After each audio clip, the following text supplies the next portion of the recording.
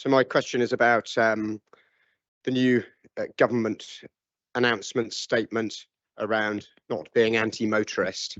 The government has issued a statement, a policy, and I think it should be given good consideration by the City Council in its various projects. So specifically, could you consider where we've got bus lanes that don't really have buses running beyond a certain time, that perhaps we allow cars to use that? One that you might want to look at might be the new Coxford Road bus lane outside of operating hours. Another might be the Western Approach, where you're considering bus lanes, and consider if there's low frequency or no buses that the bus lane isn't in operation.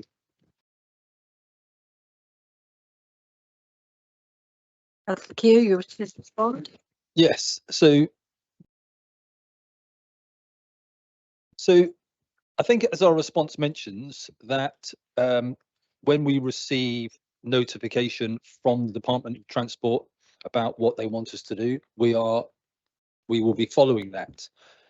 I don't believe, and I do think it's wrong to try and characterise that there is an anti-motorist lobby out there, certainly from within us in the City Council.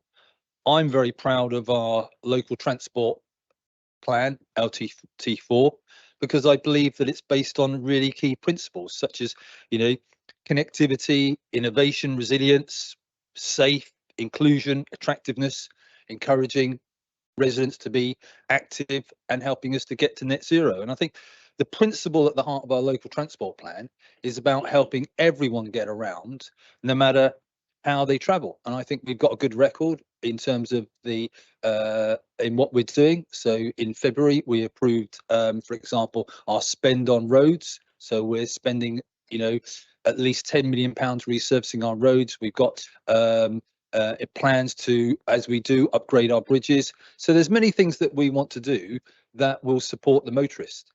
I'm hopeful that, for example, with the announcement of the not progressing with Crossrail 2 beyond Birmingham, that there will be significantly more investment for us in Southampton. So I would absolutely remind members that we have a very good local transport plan.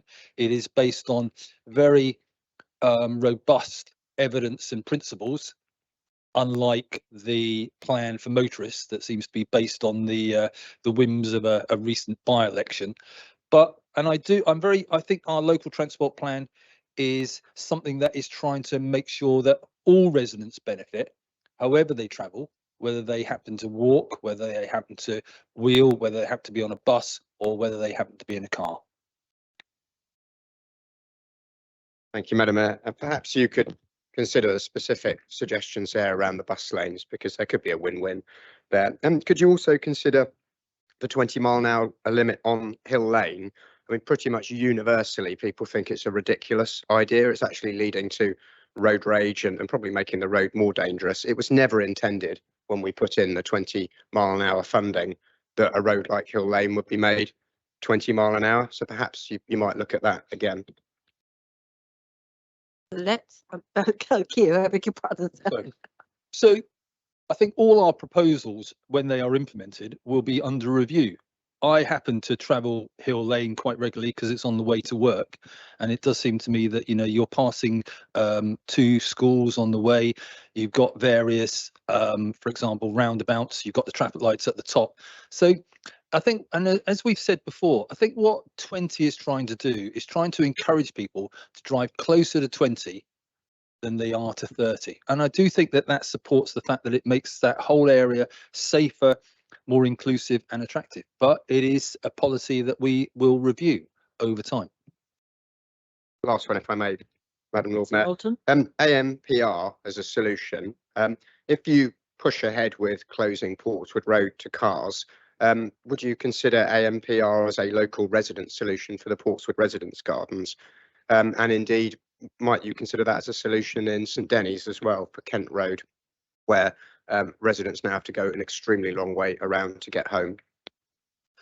So no decision has yet has been made on the Portsmouth Broadway, but obviously when the decision is made, and depending on what that decision is, then consideration will be given to any proposal that could continue to make that area, as we said, safer, more inclusive, attractive, and also not make sure that everyone benefits.